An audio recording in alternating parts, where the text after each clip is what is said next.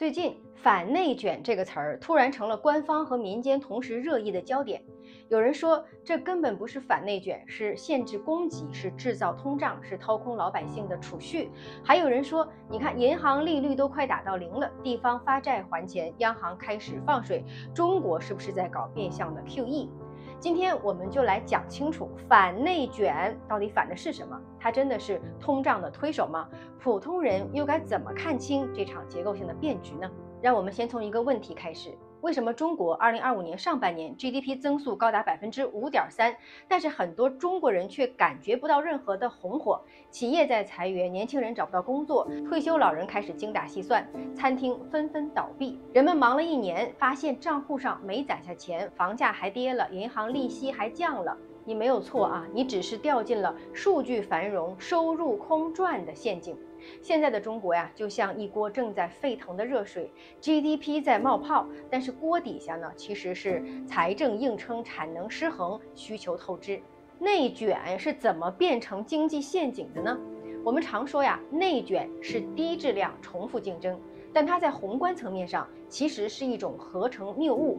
每个个体都努力在做对的事情，但是合起来却导致了错的后果。比如餐饮业，一家店做外卖赔本冲销量，就导致对手被迫也得赔本，于是平台抽佣不变，最终大家都亏损。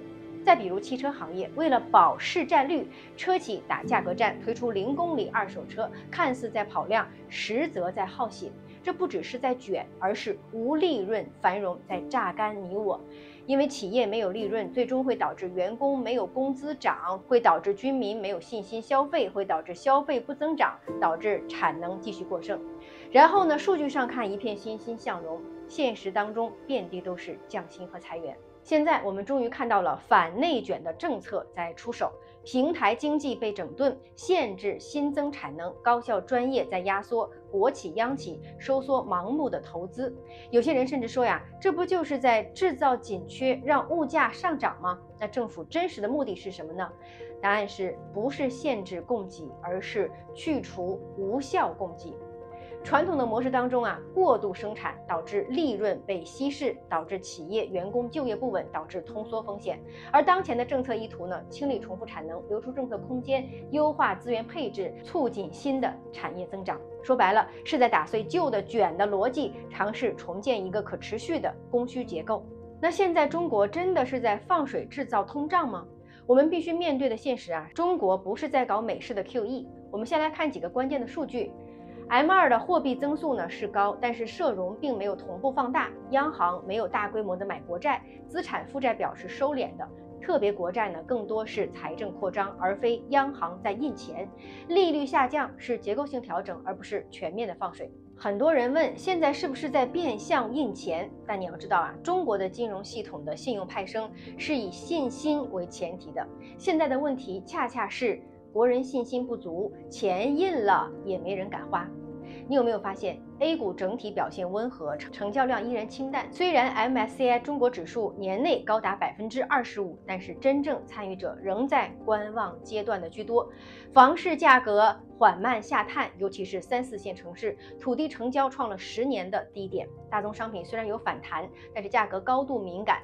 能源价格指数上涨，原油上涨，其他品类比如说铁矿、铜、煤炭进口量下滑，需求转弱。这个局面就是典型的结构性通缩下的资产荒的景象。不是通胀来了，而是每一块钱呢越来越变得不够用了。反内卷不是喊口号，而是要解决一个终极的问题，就是资源错配。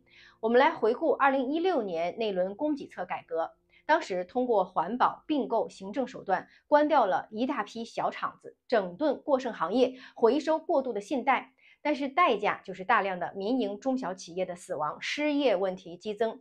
最后怎么办呢？靠棚改、货币化，释放地方金融资源，撬动了一轮楼市的行情，才把经济带出了通缩的陷阱。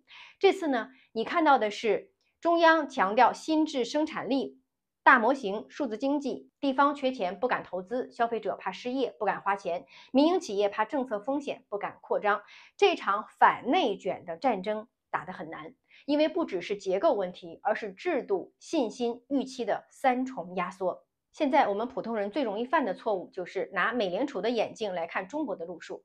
中国不是在搞通胀型的刺激，而是在试图减量发展，调整投资的方向，限制无效竞争，稳住信心预期。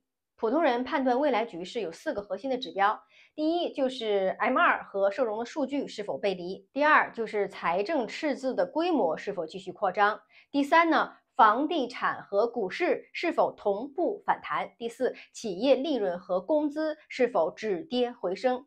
如果这4项一起转正了，那意味着反内卷真的落地成功了。说到底呀，内卷也好，反内卷也罢，最终会反映在一个字上面，就是价。房子的价格、钱的价格、劳动力的价格、你时间的价格。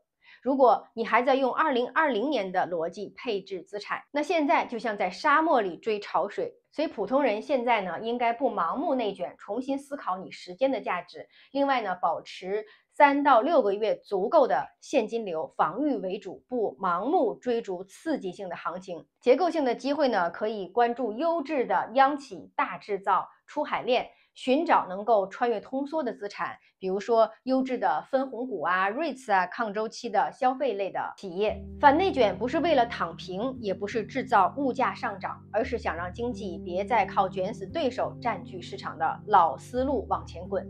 真正的转折是你敢不敢放下那根紧绷的神经，开始认真思考我的时间到底值多少钱。如果你喜欢这样的深度财经讲解，记得点赞、收藏或者加入我的知识星球苏涵思想会，我们会在那里聊更多内容，讲清这个世界是如何运转的。我是苏涵，我们下期见。